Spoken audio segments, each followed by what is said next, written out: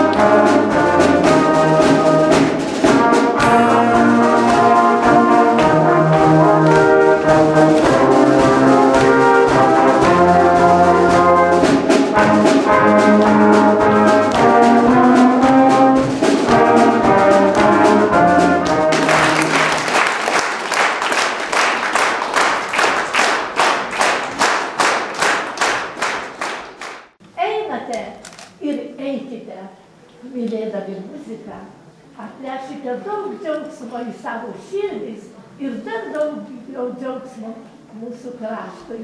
Būkite laimingi, šventų Kalėdų džiaugsmo jums visiems. Ačiū vadovai.